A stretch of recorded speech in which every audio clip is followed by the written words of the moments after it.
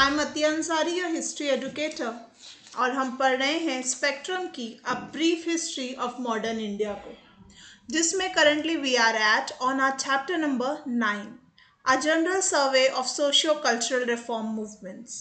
ये हमारा चैप्टर 9 का पार्ट 3 है और हमने हमारी पिछली क्लास में डिस्कस किया था कि कैसे सोशो कल्चरल रिफॉर्म मूवमेंट्स में अलग अलग समाज, सोसाइटी और ग्रेट रिफॉर्मर्स ने अपना काम किया। वी हैव स्टडीड अबाउट जी आगरकर, प्रार्थना समाज, वी हैव ऑल्सो सीन सत्य शोधक समाज, देन हमने ब्रह्म समाज के बारे में भी बात की। We have learn so much about different reformers और जो उनका इनपुट था इस काम में। आज हम इसी सीरीज को आगे बढ़ाएंगे और we are going to learn more about the reform movements, जिसकी वजह से समाज में तब्दीली लाने की भरपूर कोशिश की गई। Let's begin.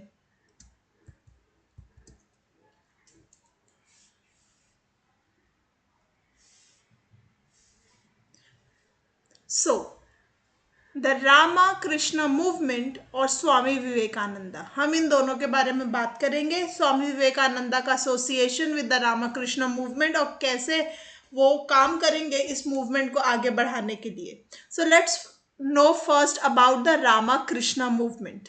ठीक है, जो नेशनलिज्म था, जो ब्रह्म समाज अपील करता था, वो हम जानते हैं कि एक पर्टिकुलर ग्रुप को अफेक्ट करता था, and that was the intellectual elite, और जो कि बंगाल तक ही था।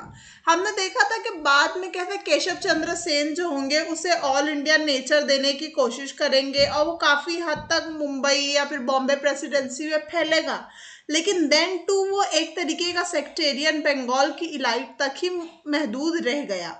हम बात करें अगर एवरेज बंगाली की, found more emotional satisfaction in the cult of भक्ति और योग, और जो ब्रह्म समाज था वो काफ़ी इलाइट आइडियोलॉजी थी अगर हम देखें वहाँ के एवरेज बंगाली की बात करें, क्योंकि उन्हें अफेक्ट करता था भक्ति, जो कल्ट था, भक्ति जो सेंस थे, वो जो भाव था, और जो योगा था। अगर हम इन चीज़ों को देखें तो ये हमें इनकॉर्पोरेशन मिलता है टीचिंग्स ऑफ रामा कृष्णा परमहंस में। ठीक है, ये कौन थे? ये एक प्रीस्ट थे जो कि काली टेम्पल के प्रीस्ट थे, और ये था दक्षिणेश्वर में, ये कलकत्ता के आउटस्कर्ट्स में आता था। अब इनके जो है बहुत ज़्यादा फॉलोअर्स होंगे, और स्लोली स्लोली हम देखते हैं कि इनकी जो स्पिरिचुअल ट्रांस है, यानी एक्सटेसी, या फिर जो इनकी भक्ति है, जो इनका भक्ति भाव है, जैसे वो लीन हो जाते थे उसमें, वो बहुत ही अर्ली एज से ही शुरू हो जाएगा, और जिसकी वजह से उनके फॉलोअर्स बढ़ते जाएंगे। ऐसा कहा जाता है कि इन्होंने स्पिरिचुअल एक्सपीरियंस जो है हाईएस्ट लेवल का अटेन कर लिया था, दैट यू कैन से मोक्ष मुक्ति का जो लेवल होता है, ही हैज अटेंडेड दैट। साथ ही साथ ऐसा कहा जाता है, he did not right books, वो किताबें नहीं लिख रहे थे, वो इलाइट को केटर नहीं कर रहे थे। उनकी जो कन्वर्सेशन होती थी वो आम लोगों के साथ होती थी, मासेस के साथ होती थी, और उनकी बेसिस जो होती थी टीचिंग की वो भी आम कन्वर्सेशन ही होती थी, वो बातें जो हर किसी को, एवरेज बंगाली, एवरेज इंडियन को समझ आ सके। ही स्पोक वेरी सिंपली, वो ऐसे प्रीच नहीं कर रहे होते थे, वो डिफिकल्ट लैंग्वेज में अपनी बातें नहीं बता रहे थे। He was speaking in a language, in a tongue that was easily understood by everyone. उनके जो ऑब्जर्वेशन थे वो ऑर्डिनरी लाइफ और नेचर के थे। Even if he has to give some examples, और कुछ उन्हें ऑब्जर्वेशंस बतानी थी तो वो ऐसे बताते थे कि वो आपकी आम जिंदगी में से हो, ताकि आप उसे बेहतर तौर पर समझ सकें। But what he said, all दो वो सब सिंपली कह रहे थे, but that doesn't mean that उसमें वैल्यू नहीं थी। और एवरीथिंग दैट ही सेड, उसका पूरी दुनिया में रेलेवेंस था, वो उनकी उतनी आम बातों में उतने बड़े बड़े मैसेजेस थे। और अगर हम जानने की कोशिश करें तो रामाकृष्ण मूवमेंट जो था उसके दो ऑब्जेक्टिव थे। ठीक है, to bring into existence a band of monks dedicated to a life of renunciation. उन्हें एक ऐसा ग्रुप ऑफ मॉन्क्स चाहिए था जो एक लाइफ ऐसे जिए रिनंसिएशन की, जिसमें कोई मोह ना हो जिंदगी का, वो सब कुछ त्याग दें और वो स्पिरिचुअलिटी की तरफ जाएं, भक्ति की तरफ जाएं।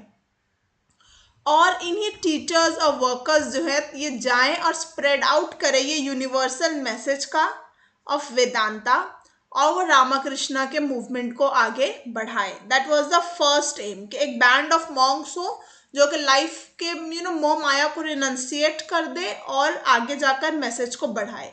उनका सेकेंड ऑब्जेक्टिव जो था वो था conjunction with lay disciples to carry on preaching. एक तो हो गए मॉन्क्स जो सब कुछ छोड़कर जाकर स्प्रेड करेंगे, देन सेकेंड जो है उनके आम शागिर्द ले डिसाइपल्स कि वो अपने नॉर्मल जिंदगी में ही प्रीचिंग करे, दान दक्षिणा करे, चैरिटेबल वर्क करे, फिलैंथ्रोपिक वर्क करे, ताकि हर किसी को, चाहे वो कोई भी कास्ट, क्रीड, कलर या किसी भी रिलीजन के मानने वाले हो, उन सभी के लिए अच्छा काम उनके भक्त करे। That was the two objective of the Ramakrishna movement. अगर हम बात करें परमहंसा उनके खुद की, so he led the foundation of this Ramakrishna Math. Okay, और उनके बहुत ही यंग मोनास्टिक डिसाइपल जो होंगे, उनके जो शागिर्द होंगे, वो उनके साथ इस काम में लग जाएंगे और उनके पहले ऑब्जेक्टिव जो होता है कहता बैंड ऑफ मॉन्क्स का स्प्रेड करना, वो शुरू कर देंगे। उनका जो सेकंड ऑब्जेक्टिव था कि उनके जो आम लोग भी है वो भी फिलैंथ्रोपिक वर्क करे, चैरिटी वगैरह करे। ये काम जो है मेनली उठाया गया उनके बहुत ही इम्पोर्टेंट डिसाइपल जो कि रामकृष्ण मूवमेंट को दुनिया भर में लेकर जाएंगे, वो होंगे स्वामी विवेकानंदा। ठीक है, इन्होंने रामकृष्ण मिशन की स्थापना की 1897 में और इसका हेडक्वार्टर बनाया गया बेलोर में, जो कि कलकत्ता के करीब था। Very important to remember, the headquarter was at Belur. The two are twin organisation, they legally are and financially separate. ठीक है, रामकृष्ण मिशन जो है इसके लिए काम करेगा और रामकृष्ण मठ और मिशन जो है actually one in the same है, ट्विन ऑर्गेनाइजेशन है। अगर हम परमहंस की बात करें तो उन्होंने साल्वेशन अटेंड की थी ट्रेडिशनल वेज से, ट्रेडिशनल वेज ऑफ रिनंसिएशन, यानी मोह माया भक्ति, मोह माया को छोड़ देना, मेडिटेट करना और भक्ति के राह इख्तियार करना।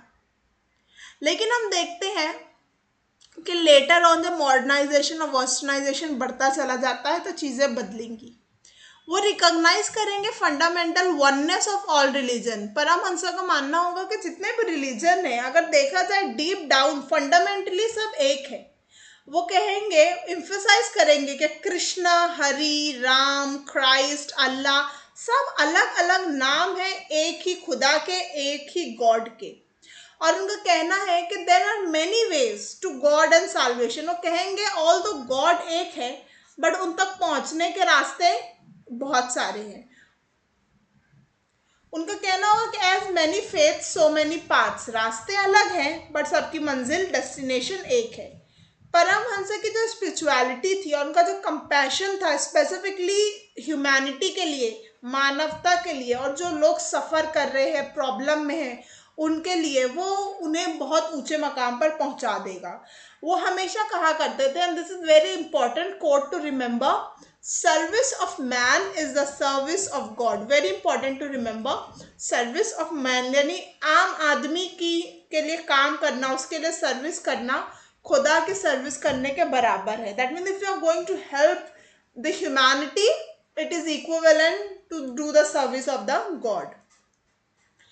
इंसिडेंटली हम देखते हैं कि Ramakrishna was married to Saradamani Mukherjee, जो लेटर ऑन जाकर सरदा देवी के नाम से मशहूर होंगी। तो रामकृष्ण जो होंगे उन्हें कंसिडर करेंगे as the embodiment of divine mother. ठीक है, उन्हें डिवाइन मदर का एक रूप माना जाएगा और ये होंगी एक तरीके की होली मदर। जितने भी उनके डिसाइपल्स आएंगे वो सब उन्हें अपनी माँ के तौर पर, डिवाइन मदर के तौर पर देखेंगे। वो बहुत ही इंपॉर्टेंट रोल प्ले करेंगी मठ के काम काजों को लेकर। यंग जो डिसाइपल्स होंगे उन्हें इनकरेज करने के लिए, मिशन का काम करने के लिए। We are talking about Sarada Devi जो कि बनेंगे divine mother of the whole mission. ये तो हमने बात कर दी कि कैसे रामकृष्ण मूवमेंट या मिशन शुरू हुआ, हु वाज परमहंसा। बट अब हम बात करेंगे उनके द वेरी फेमस डिसाइपल स्वामी विवेकानंदा के बारे में। ओके, सो इनका नाम था नरेंद्र नाथ दत्ता। इनका ओरिजिनल नाम था नरेंद्र नाथ दत्ता, जो लेटर ऑन नोन होंगे स्वामी विवेकानंदा के नाम से। और जैसे कि मैंने आपको कहा कि ये रामकृष्ण मिशन के मैसेज को दूर तक फैलाएंगे। वो उन मिशन को कंटेम्प्रेरी इंडियन सोसाइटी से जोड़ेंगे, उस वक्त की जो सोसाइटी थी उससे वो इस मिशन को जोड़ेंगे। वो एक प्रीचर हैं नियो हिंदुइज्म के, और वो बहुत ही स्पिरिचुअल एक्सपीरियंसेस की भी बात करेंगे रामाकृष्ण की। साथ ही साथ वो उनकी टीचिंग्स की बात करेंगे, उपनिषद, गीता, इनसे वो एग्जाम्पल्स देंगे। साथ ही साथ वो दूसरे रिलीजन के भी एग्जाम्पल्स देंगे। For example hill talk about Buddha, वो ईसा मसीह जीसस की बात करेंगे। विवेकानंद का जो मैसेज होगा वो ह्यूमन वैल्यूज पर होगा, जैसे कि उनके गुरु का था। वो मानवता की बात करेंगे, वो बात करेंगे फंडामेंटली कितनी कॉमनैलिटी है इन ऑल रिलीजन में। वो सब्सक्राइब करेंगे वेदांता को। साथ ही साथ वो बात करेंगे कि फुल्ली रैशनल सिस्टम की, वो और वो कैसे एक सुपीरियर अप्रोच है with regard to the earlier one. साथ ही साथ वो एक तरीके का ब्रिज बनाने की कोशिश करेंगे, दो चीजों को जोड़ने की कोशिश करेंगे, और वो दो चीजें होंगी परमार्था और व्यवहार था। दैट मीन्स योर सर्विस और योर बिहेवियर के बीच में वो एक गैप जो है उसे जोड़ने की कोशिश करेंगे। साथ ही साथ वो कहेंगे जो स्पिरिचुअलिटी है, जो आप भक्ति में लीन हो जाते हैं, जो आपका स्पिरिचुअल आउटलुक है, साथ ही साथ आपकी जो आम जिंदगी है, इन दोनों को भी जोड़ने की जरूरत है। नॉर्मली होता है कि एक होता है तो दूसरा एब्सेंट होता है, बट विवेकानंद कोशिश करेंगे कि ये दोनों जुड़ जाए और एक ही वक्त में मौजूद हो। विवेकानंद साथ ही साथ, जैसे मैंने आपको कहा, फंडामेंटल वननेस में अपने गुरु के जैसा बिलीव करेंगे, और वो कहेंगे कि मदरलैंड जो है, for our own motherland, a junction of the two great system. वो कहेंगे कि हिंदुइज्म और इस्लाम जो है ये हमारी आखिरी उम्मीद है, यही है जो हमारे मदरलैंड को जोड़ कर रख रहा है। दैट मीन वो कम्युनल हार्मनी की भी बात कर रहे हैं। अगर हम उनके सोशल एक्शन पे एम्फोसाइज करें तो वो डिक्लेयर करते हैं कि नॉलेज है, अगर आपके पास शिक्षा है, आपके पास इल्म है, और आप उस पर कोई काम नहीं कर रहे, you are not taking any action, you are not doing anything good with your knowledge, so वो यूजलेस है। There is no point of having the knowledge. साथ ही साथ वो आइसोलेशनिस्ट टेंडेंसीज को भी, and touch me not, that mean untouchability जो attitude होगा हिंदूज का रिलीजियस मैटर्स में, उसके खिलाफ बात करेंगे। He is going to lamented, वो उसके अगेंस्ट बात करेंगे। साथ ही साथ वो बहुत फ्राउन करेंगे ऐसी रिलीजन टैसिट पर जो कि गरीबों के ऑपरेशन की बात करती हैं अमीरों के जरिए। वो बिलीव करेंगे कि अगर हम खुदा की इंसल्ट कर रहे हैं, okay, was an insult to God, और अगर हम ह्यूमैनिटी को टीच करेंगे रिलीजन ऐसे इंसान को जो स्टार्विंग मैन है, so that is not the right thing to do. साथ ही साथ वो पॉइंट आउट करते हैं कि जो मासेस है उन्हें दो तरीके की नॉलेज की ज़रूरत है। एक तो है आपकी सेक्युलर नॉलेज, और about how to work for their economic upliftment, कि कैसे आप अपने आप को समाज में बेहतर बना सके, आप कैसे इकोनॉमिकली गुड हो सके, साउंड हो सके, दैट। देन जो सेकेंड नॉलेज की बात करते हैं वो है स्पिरिचुअल नॉलेज। जैसे कि हमने देखा कि वो गैप जो है उसे भरना चाहते थे आपकी स्पिरिचुअलिटी और आपकी डे टू डे लाइफ को। सो अगेन यहाँ पर भी उसी की बात की गई है। वो बहुत इंपॉर्टेंस देंगे मॉरल सेंस को, द राइट एंड रॉन्ग। साथ ही साथ वो अपने कंट्रीमैन को आवाज देंगे ताकि एक तरीके के इम्बाइब कर सके स्पिरिट ऑफ लिबर्टी को, इक्वालिटी समाज में, और एक फ्री थिंकिंग को, कि हमें कोई भी, ना रिलीजन, ना समाज, ना कोई चीज हमें पीछे खींच सके, हमें फ्री थिंकिंग हो, we could be able to think जो भी हमें सोचना है, किसी भी चीज की रेस्ट्रिक्शन ना हो हमारी सोच पर। स्वामी विवेकानंद का कहना है कि कोई और रिलीजन नहीं है जो इंसान की डिग्निटी की बात करता है, उसकी इज्जत की बात करता है इतने बड़े तौर पर जैसा कि हिंदुइज्म बात करता है। साथ ही साथ वो कहेंगे कि कोई और रिलीजन भी ऐसा नहीं है जमीन पर जो पुअर को इतने बुरे तरीके से कंसिडर करता है, ट्रीट करता है। That was the belief of Swami Vivekananda. He further says कि ये एक ऐसी कंट्री जहां पर मिलियंस को खाने को कुछ नहीं है, और जहां पर कुछ हजार होली मैन है और ब्राह्मण है, वो ब्लड सक कर रहे हैं उनका, जिनके पास कुछ नहीं है। सो ये कंट्री नहीं है, ये एक तरीके का लिविंग हेल है, जहन्नम है।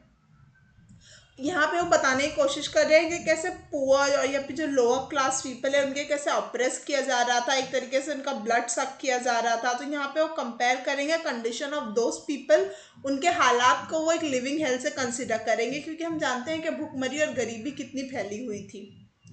विवेकानंद का कहना है कि forget not the lower classes, हम कभी भी हमारी लोअर क्लासेस को नहीं भूल सकते। The ignorant, the poor, the illiterate, जो हमारे कॉबलर है, जो हमारे स्वीपर है, उन्हीं सभी के खून की वजह से हमारी चीजें चल रही है। तब हमारे भाई हैं, हमारे ब्रदर्स हैं, वी कैन नॉट फॉरगेट। हम नहीं सोच सकते कि एक टॉप स्ट्रेटा अगर सक्सेसफुल है दैट मीन्स हर कोई सक्सेसफुल है, everyone is happy. No, we can not forget these people. यही तो सब काम कर रहे हैं हमारे लिए, and they are our brothers. So basically Swami Vivekananda का जो एटीट्यूड है ह्यूमैनिटी के तरफ, और जो लोअर क्लास और लोअर कास्ट पीपल और अप्रेस लोगों की, मार्जिनलाइज लोगों की बेहतरी की बात कर रहे हैं, दैट इज वेरी कमेंडेबल। और एक्चुअली यही क्रक्स था रामकृष्ण मूवमेंट का, कि इक्वालिटी और ब्रदरहुड की बातें करना, यूनिवर्सल ब्रदरहुड की बात करना। The very famous incident with regard to Swami Vivekananda था पार्लियामेंट ऑफ रिलीजन, जो हुई थी शिकागो में in the year 1893। Very important to remember.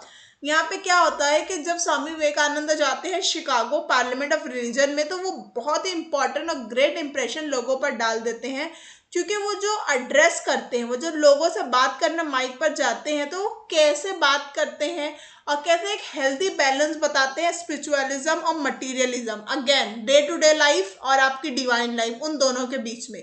साथ ही साथ जैसे बात शुरू करते हैं my brothers and sisters of America, so उनका ये जो एक ही लाइन होती है, उससे वो कैसे सबको अपने भाई बहन मान लेते हैं, कैसे यूनिवर्सल ब्रदरहुड की बात करते हैं, कैसे वो टुगेदरनेस उनके वो एक जुमले से समझ में आ जाता है, और कैसे भारत से मिलाते हैं अमेरिका को, ऐसे भारत से जो लोगों को बहुत ज़्यादा इम्प्रेस कर देता है। ये एक न्यू कल्चर था फॉर द होल वर्ल्ड, ये दुनिया को एक नए कल्चर से मुलाकात होती है। वो बात करेंगे ब्लेंड ऑफ मटीरियलिज्म जो कि वेस्ट में है, साथ ही साथ हमारा स्पिरिचुअलिज्म ऑफ ईस्ट, यानी हमारे भारत का जो स्पिरिचुअलिज्म है, जो डिविनिटी है, उसका वेस्ट के मटेरियलिज्म से मिलाप की वो बात करेंगे। वो हार्मनी की बात करेंगे, एकजुट होकर हैप्पीनेस ऑफ मैनकाइंड, यानी हर इंसान की खुशी के लिए काम करने की वो बात करेंगे। और इसके बाद वो सेवरल लेक्चर्स देंगे यूएसए में, लंदन में, और फाइनली वो 1897 में भारत आ जाएंगे। लेकिन उनका ये जो ट्रिप होगा टू अमेरिका और टूवर्ड्स द वेस्ट, ये बहुत ही इंपॉर्टेंट होगा, और इसकी वजह से पूरी दुनिया में इंडिया की डिविनिटी, स्पिरिचुअलिटी और इंडिया के ब्रदरहुड और ह्यूमैनिटी की बातें फैल जाएंगी। इन इंडिया भी वो बहुत ज़्यादा लेक्चर्स डिलीवर करेंगे, सीरीज ऑफ लेक्चर, और जिसपे वो फोकस करेंगे नई जनरेशन में एक सेंस ऑफ प्राइड डालने का हमारे पास्ट, हमारे इतिहास के प्रति।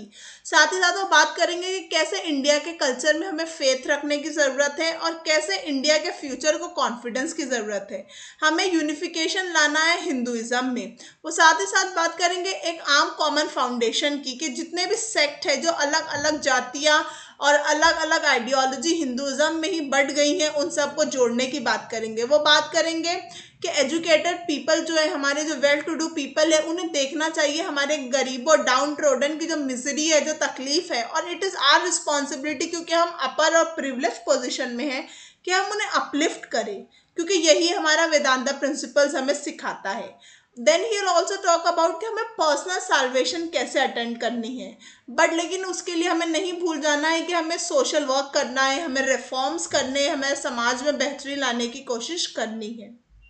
हम देखते हैं कि फाइनली इन 1897 जो है ऑफिशियली रामकृष्ण मिशन की स्थापना हो जाती है, और कैसे विवेकानंद अपने ह्यूमैनिस्ट अप्रोच के जरिए इसे आगे बढ़ाते हैं, और इसमें वो सोशल वर्क करते हैं।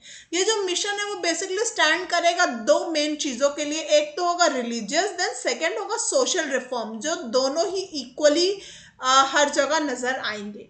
विवेकानंदा बहुत ज़्यादा प्रीच करेंगे, एडवोकेट करेंगे, जो कि उनके गुरु भी कहते थे service to mankind is a service to God, और वो यहाँ बात करेंगे सर्विस ऑफ ऑल बीइंग्स, जितने भी बीइंग्स है सबकी सर्विस। वो बात करेंगे द सर्विस ऑफ जीवा, यानी जितने भी लिविंग ऑब्जेक्ट्स हैं उनकी हमें सर्विस करनी है, और वो कहेंगे द सर्विस ऑफ जीवा is the worship of Shiva.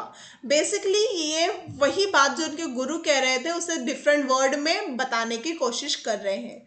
वो कहेंगे कि जो लाइफ है वो खुद ही रिलीजन है, और हमें अपनी सर्विस के जरिए डिवाइन एग्जिस्ट जो करता है हर इंसान के अंदर, जो स्पिरिचुअलिटी है, उसे बाहर लाना है, उसे बढ़ाना है।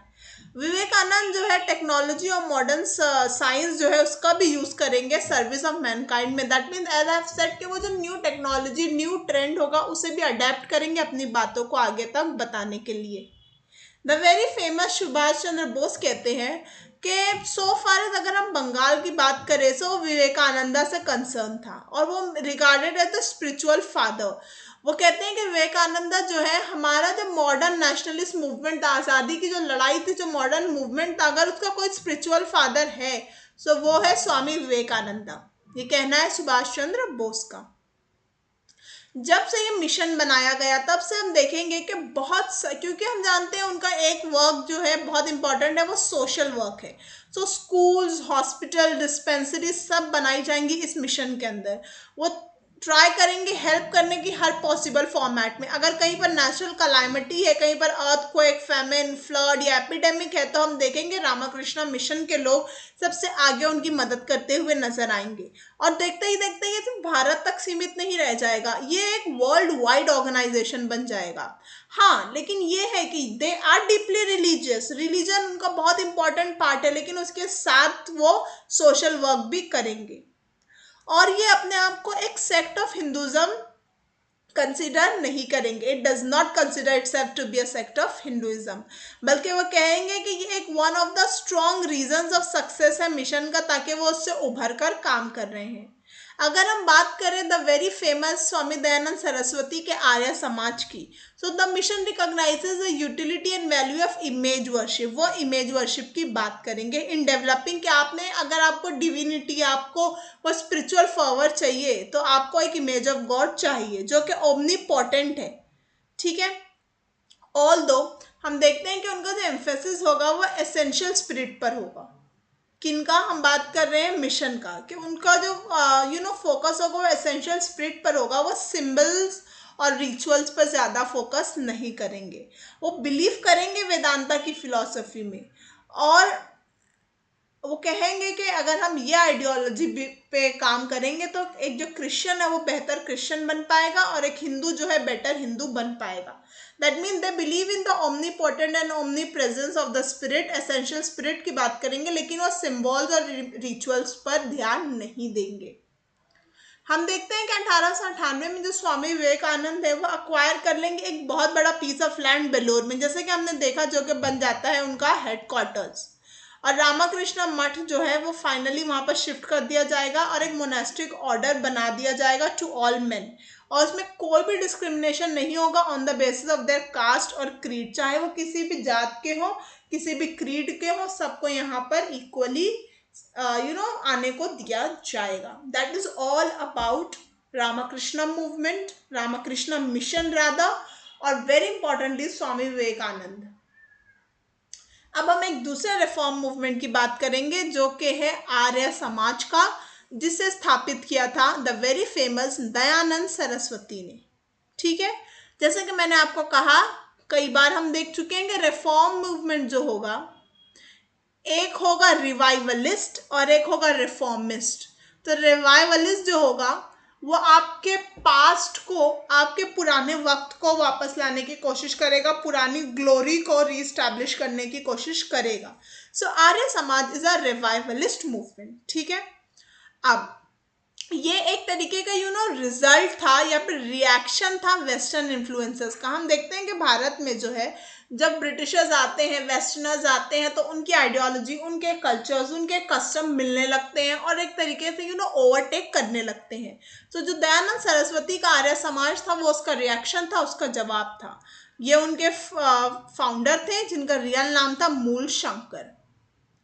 ये पैदा होते हैं गुजरात की एक ब्राह्मण फैमिली में। ठीक है। हम देखते हैं कि 15 साल तक वो एक एसेटिक के जैसा वेंडर करेंगे। दैट मीन्स एक साधु की तरफ 15 साल तक योगी की तरह घूमेंगे। किसके लिए? In search of truth. वो सच्चाई को ढूंढने के लिए, जो सर्च ऑफ ट्रूथ होगा वो उसे ढूंढने की कोशिश करेंगे। हम देखते हैं कि जो पहला आर्य समाज का यूनिट है फॉर्मली सेटअप होता है बॉम्बे में 1875 में।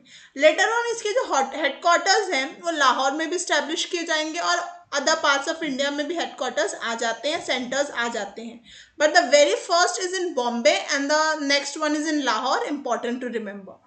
अब हम समझने की कोशिश करें कि दयानंद सरस्वती के व्यूज क्या थे, तो वो ये सब अपने व्यूज जो है very famous book Satyarth Prakash यानी द ट्रूथ एक्सपोजिशन में लिखते हैं, क्योंकि वो सर्च ऑफ ट्रूथ को जाते हैं और उनका पहला पब्लिकेशन भी जो होगा वो सत्यार्थ प्रकाश होगा, द ट्रूथ एक्सपोजिशन होगा, जो कि बहुत इंपॉर्टेंट है। अब अगर हम सोच रहे हैं कि उनका विजन क्या था विथ रिगार्ड टू इंडिया, क्योंकि हमने ये तो देख लिया कि वेस्टर्न आइडियोलॉजी का रिएक्शन था, जवाब था, उनकी सोच कैसी होगी।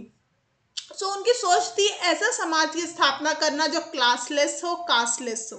वो एक यूनाइटेड इंडिया की बात करेंगे जो कि रिलीजन, सोसाइटी और नेशनैलिटी हर एतबार से यूनाइटेड हो। वो चाहेंगे आज़ादी, किन से? फॉरेन रूल से। और यहाँ पर हमने देखा कि ये रिवाइवलिस्ट मूवमेंट है, तो ये बात करेंगे आर्यन रिलीजन की स्थापना की जो कि एक कॉमन रिलीजन हो हर किसी के लिए। यहाँ पर यूनिवर्सल रिलीजन की बात की जा रही है।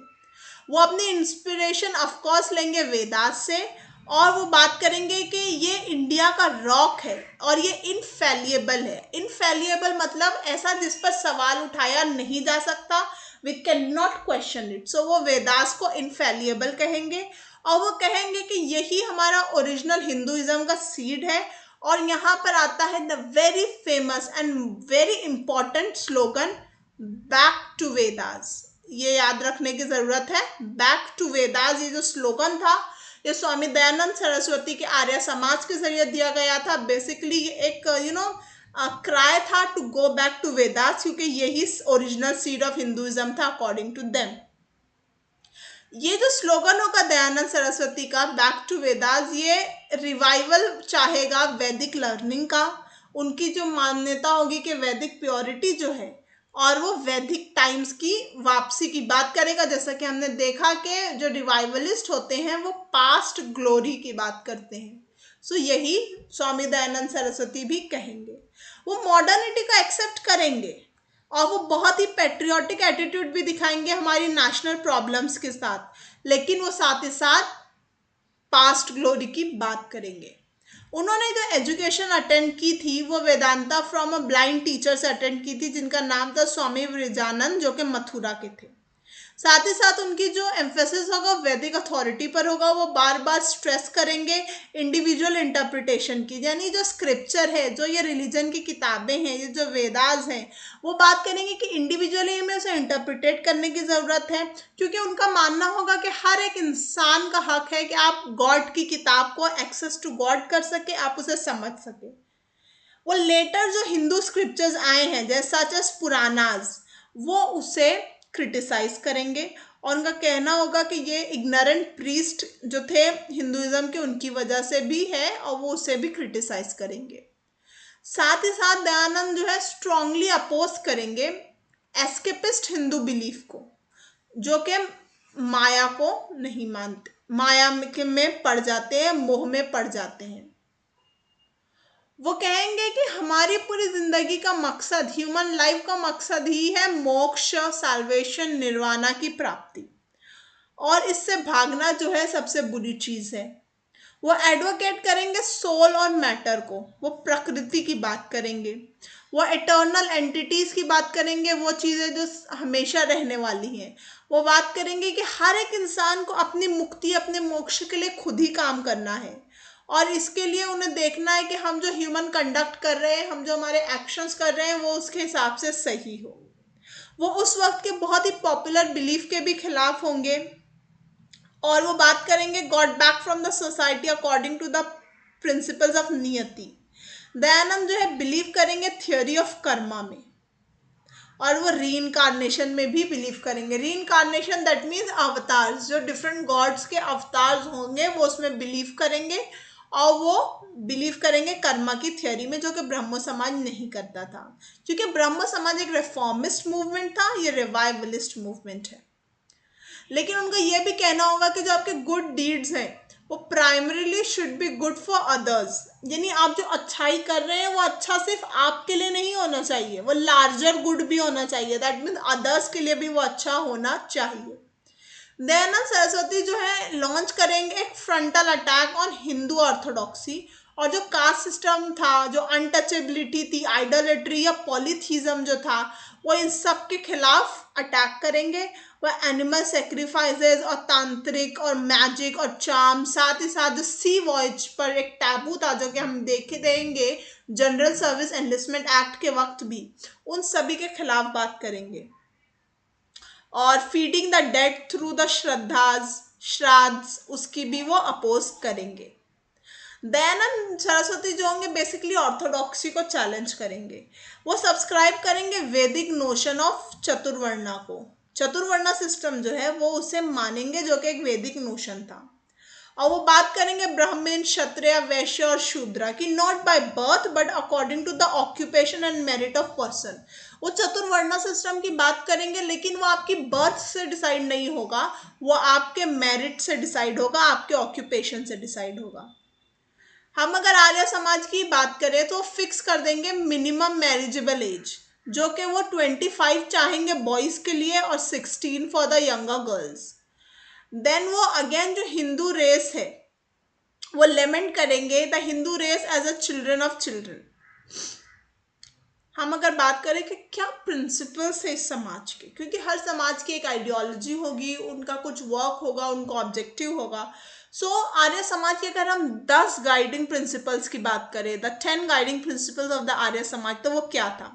सो वो कहते थे जो गॉड है, जो ईश्वर है, वही ट्रू नॉलेज का भंडार है, हर चीज primary source of knowledge God है।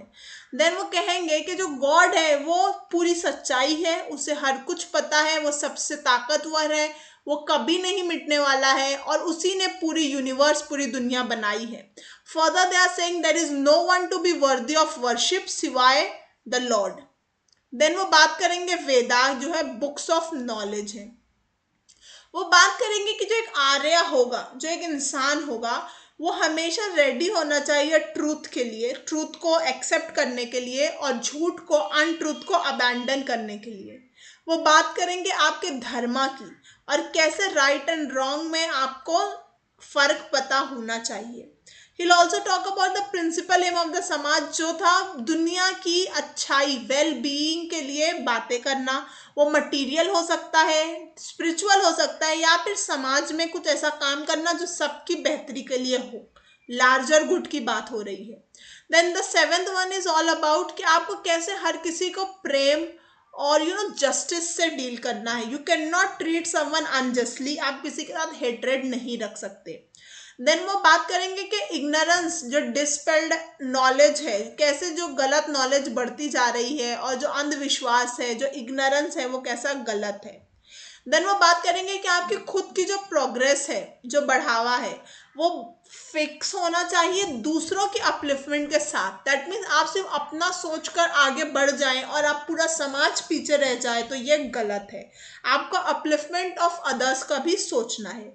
Then the 10th objective talks about social wellbeing करनी है हमें, पूरी मानवता की, पूरी मैनकाइंड की, और ये आपकी पर्सनल वेलबींग के ऊपर होनी चाहिए। दैट मीन्स अगर आपको चूज करना है पर्सनल या फिर समाज की वेलबींग, मानवता की वेलबींग, तो आपको मैनकाइंड को सिलेक्ट करना है, खुद के बारे में नहीं सोचना है। जो आर्य समाज था उसके जो सोशल आइडियल्स थे, जो जिन चीजों में बिलीव करता था, वो था लोगों के लिए बात करना, लोगों के लिए काम करना। फादरहुड ऑफ गॉड, कि कैसे गॉड हमारा फादरहुड है, फादर है, और कैसे हम सभी जो है उसके जरिए जुड़े हुए हैं, भाई हैं। वो इक्वालिटी ऑफ सेक्सेस, यानी दो हर जेंडर की इक्वालिटी की बात करता है। साथ ही साथ fair play between man and woman, और हमारे समाज, हमारे नेशन की बात करता है। आर्य समाज जो है इंटरकास्ट मैरिज और विडो रीमैरिज को भी इनकरेज करेगा, which was a really good thing. Then Dayanand Saraswati की अगर हम बात करें तो वो बहुत सारे अलग रिफॉर्मर्स से उस वक्त के मिलेंगे, और आइडियोलॉजीज, उनकी बातें डिस्कस होंगी, और कैसे वो सब मिलकर एक बेहतर समाज की स्थापना की बात करेंगे। जैसे अगर हम बात करें ब्रह्मो समाज ऑफ इंडिया, केशव चंद्र सेन, ईश्वर चंद्र विद्यासागर जो चाइल्ड मैरिज और विडोरी मैरिज के बात करते हैं, then MG Ranade, Deshmukh etcetera, ये जो है उस वक्त के बड़े रिफॉर्मर्स होंगे। आर्य समाज जो है अपनी सोशल सर्विस के लिए बहुत माना जाएगा। जैसे कि हमने देखा रामकृष्ण मूवमेंट मिशन जैसे कलामिटीज में काम करता था, सेम आर्य समाज भी करेगा। हम देखते हैं कि दयानंद सरस्वती की डेथ जब हो जाएगी 1883 में, उसके बाद जो समाज का काम है वो उसके इलस्ट्रियस मेंबर्स आगे बढ़ाएंगे। उनका एक बहुत हमेशा से फोकस रहा है एजुकेशन पर, और समाज जो है एंग्लो वैदिक कॉलेज DAV स्टैब्लिश करेगा 1886 में लाहौर में, जो कि उनका सेकंड हेडक्वार्टर्स भी था। लेकिन हम देखते हैं कि देखते ही देखते एक डिफरेंस ऑफ ओपिनियन आ जाएगा समाज के अलग ग्रुप्स में, किस चीज को लेकर, करिकुलम को लेकर के क्या पढ़ाया जाए बच्चों को। एक ग्रुप जो होगा जिसका नाम होगा कॉलेज पार्टी, वो कहेगा, जिसमें होंगे लाला हंसराज, लाला लालचंद, लाला लाजपत राय, महात्मा जो लेटर गुरुकुल होंगे, इन सभी का कहना होगा कि जो करिकुलम है वो अलग हो और एक डिफरेंट जो होगा वो अलग बात करेगा। फॉर एग्जांपल अगर हम कॉलेज पार्टी की बात करें तो बात करेंगे कि इंग्लिश एजुकेशन देनी चाहिए, जो गवर्नमेंट का करिकुलम है हमें वो पढ़ाना चाहिए, ताकि बच्चे आगे जाकर इकोनॉमिकली इंडिपेंडेंट हो सके, नई चीज़ों को अडेप्ट करें और प्रोफेशनली वो सक्सेसफुल हो। लेकिन जो एक सेकंड ग्रुप होगा, एक तो हो गया कॉलेज पार्टी, सेकंड ग्रुप है महात्मा पार्टी, तो इनका कहना होगा कि हमें संस्कृत और वैदिक नॉलेज देनी चाहिए, हमें उन्हें इंडियन फिलॉसफी पढ़ानी चाहिए, जो कि हमारे एंशियंट गुरुकुलात में हमेशा से होता आ रहा है। So it's about college party versus जो महात्मा पार्टी है, उन दोनों के बीच में करिकुलम क्या हो DAV कॉलेज में, उस पर एक मतभेद छिड़ जाएगी। लेटर ऑन एक और इश्यू आएगा, वो होगा वेजिटेरियनिज्म का, मांसाहारी और शाकाहारी की बातें, जो अगेन एक पॉइंट ऑफ कंटेंशन बन जाएगा, एक पॉइंट ऑफ इश्यू बन जाएगा।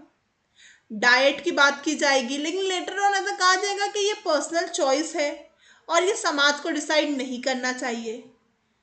लेकिन जो महात्मा पार्टी होगी वो बात करेगी स्ट्रिक्ट वेजिटेरियनिज्म की। इसी वजह से हम देखते हैं कि 1893 में जो आर्य समाज है वो स्प्लिट हो जाएगा इन इश्यूज के बेसिस पर।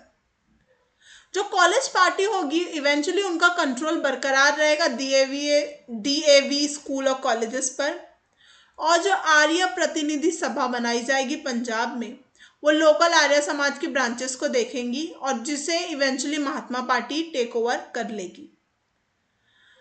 हम देखते हैं कि और गुरुकुल जो है खोले जाएंगे 1900 में, गुजरानवाला में जो कि पंजाब में है, जो right now it's in Pakistan. Then 1902 में जो गुरुकुल है उसे कांगड़ी में हरिद्वार के पास मूव कर दिया जाएगा, जिसे नाम दिया जाएगा गुरुकुल कांगड़ी का। देन और जो गुरुकुल होंगे उनका एम क्या होगा, इंडिजीनियस अल्टरनेटिव देना। हम जानते हैं कि लॉर्ड मैकुले की जो एजुकेशन पॉलिसी थी, it was based on English education and the western concepts and western subjects. इसका एक ऑल्टरनेटिव, इंडिजीनियस भारतीय ऑल्टरनेटिव देने का ये गुरुकुल कोशिश करेगा, जहाँ पे वैदिक लिटरेचर पढ़ाएंगे, इंडियन फिलॉसफी, इंडियन कल्चर की बात की जाएगी। हाँ, वो मॉडर्न साइंसेज और रिसर्च पर भी देंगे ध्यान, बट उनका मेन पॉइंट ऑफ व्यू होगा भारतीय रिलीजन और लिटरेचर और फिलॉसफी की बात करना। ये जो गुरुकुल है ये बिलीव करेंगे रेडिकल सोशल रिफॉर्म में, और इसकी वजह से हम देखेंगे वो एक फॉर्म करते हैं कन्या महाविद्यालय, जो कि जालंधर में होगा, अगेन पंजाब में 1896 में। और ये विडोज की एजुकेशन को स्पॉन्सर करेंगे, जो कि एक बहुत बड़ा स्टेप होगा and would work really good with regard to the upliftment of women, specially the widows. हम देखते हैं Arya Samaj was able to give self respect और कॉन्फिडेंस हिंदूज को, जो कि अंडरमाइन हो रहे थे। वाइट्स के अंदर, वेस्टर्न कल्चर के अंदर उन्हें एक बहुत बड़ा बूस्ट मिलता है, कॉन्फिडेंस मिलता है। लेकिन हम देखते हैं इनकी जो जील होगी, इनका जो जज्बा होगा प्रोटेक्ट करने का हिंदू सोसाइटी को क्रिश्चियनिटी और इस्लाम से, ये एक तरीके का उन्हें लीड कर जाएगा टुवर्ड्स द वेरी फेमस शुद्धि मूवमेंट, जो कि है प्योरिफिकेशन मूवमेंट। यहाँ पर वो कोशिश करेंगे कि जो भी हिंदुइज्म से इस्लाम या क्रिश्चियनिटी में कन्वर्ट हो चुके हैं उन्हें रिकन्वर्ट किया जाए, उन्हें वापस हिंदुइज्म के फोल्ड में लाया जाए इन दोनों रिलीजन से।